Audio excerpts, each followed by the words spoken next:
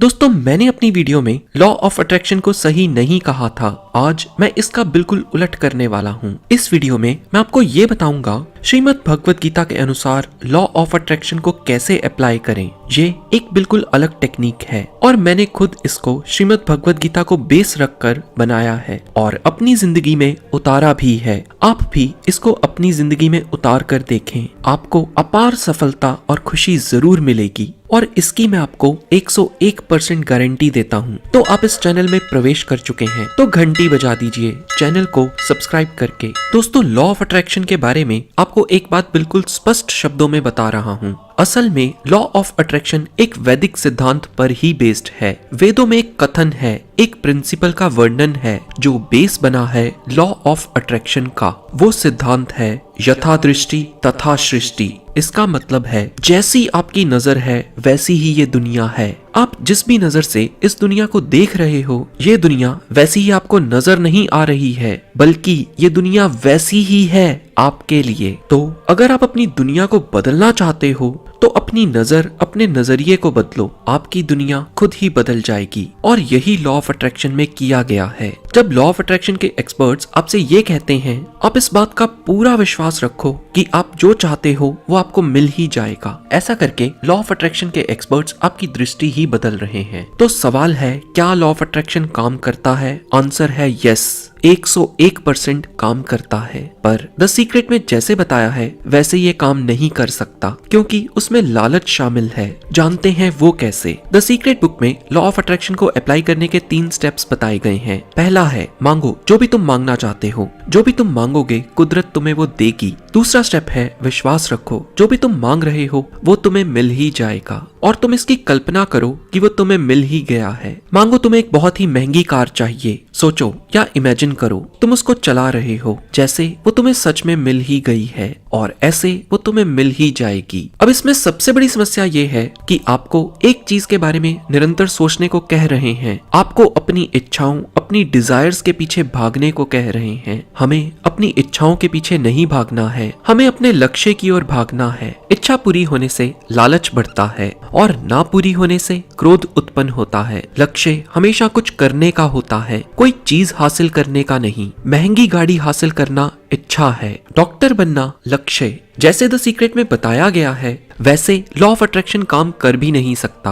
आप खुद सोचिए, एक गरीब इंसान है जो ये सोच रहा है आज उसको खाना नहीं मिलेगा। क्या भगवान उसको केवल इसलिए खाना नहीं देंगे क्योंकि वो अपने बारे में निराश हो चुका है? और उधर एक और व्यक्ति है जो लालच में पड़कर ये सोच रहा है मुझे ये महंगी कार पक्का मिल जाएगी। तो क्या भगवान उसकी केवल इसलिए मदद करेंगे क्योंकि वो अपने बारे में लालची होकर सोच रहा है? नहीं, भगवान ऐसा क्यों करेंगे? हाँ, यहाँ लॉ ऑफ कर्मा यानी कर्मों का सिद्धांत जरूर लागू होगा। जिसके जैसे कर्म होंगे उसको वैसा ही फल मिलेगा। श्रीमद् भगवत गीता में कर्म करने को कहा गया है, पर फल यानी रिजल्ट आपके हाथ में नहीं है। जबकि द सीक्रेट बुक ये दावा करती है फल के बारे में पॉजिटिव सोचने से आपके साथ भी अच्छा ही होगा। दोनों बातें एक दूसरे के बिल्कुल उलट हैं। तो अब आते हैं कैसे अप्लाई करना है लॉ ऑफ अट्रैक्शन को कि वो श्रीमद् भगवत गीता के सिद्धांतों पर ही बेस्ड हो। पहला स्टेप है आस्क। ये स्टेप द सीक्रेट बुक में जितना आसान बताया गया है, इस मेथड में उतना ही मुश्किल है। एक बहुत ही बड़ा दिल चाहिए इसको मांगने के लिए। अगर आप इसके लिए मेंटली प्रिपेयर नहीं हैं, तो आप इस समय इस स्टेप को छोड़ सकते हैं, स्किप कर सकते हैं।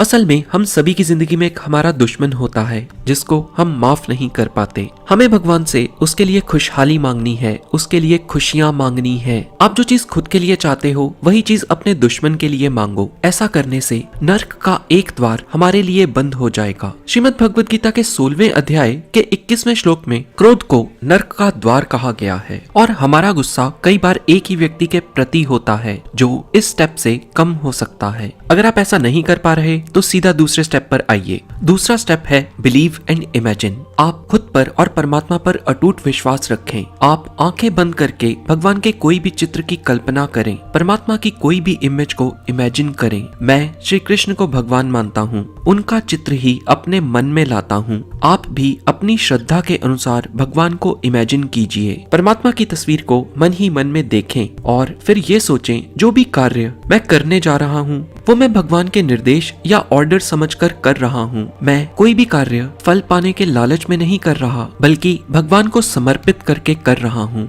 आप अपने कार्य का ऑर्डर लीजिए भगवान से। एग्जाम्पल, मैं कल अपने ऑफिस काम करने जाऊंगा, तो आज रात सोचूंगा जो भी काम मैं करने जा रहा हूँ वो भगवान का ऑर्डर मुझे मिला है। वो कार्य मैं खुद के लिए नहीं कर रहा, बल्कि परमात्मा के लिए कर रहा हूँ। ऐसा करने से मेरा कोई भी कार्य लालच से भरा नहीं होगा, लेकिन ये भी जरूरी है मेरा कोई भी कार्य गलत कार्य ना हो और किसी भी तरह से वो समाज के विरुद्ध ना हो। श्रीमद् भगवत गीता के 9वें अध्याय के 27वें श्लोक में श्री कृष्ण कहते हैं, हे कुंती पुत्र, जो भी कुछ तू करता है वो मुझको अर्पण कर दे। यहाँ श्री कृष्ण कहते हैं, अर्जुन तू सब काम को भगवान के कार्य समझ और खुद को भगवान का सेवक समझ।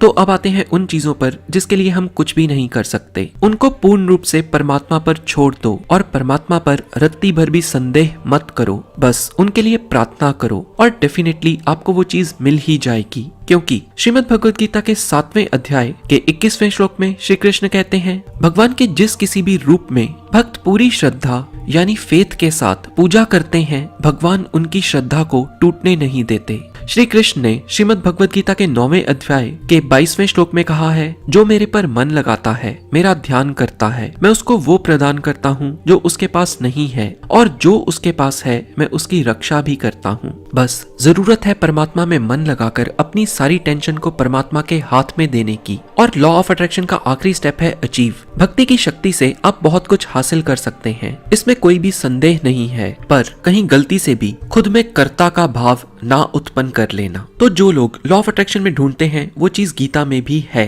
बस रास्ता थोड़ा अलग है। वीडियो को लाइक करके हर उस व्यक्ति के साथ शेयर जरूर करें जिसको आप खुश देखना चाहते हैं। मैं आपको फिर मिलूंगा ऐसी किसी वीडियो में। जय श्री कृष्णा।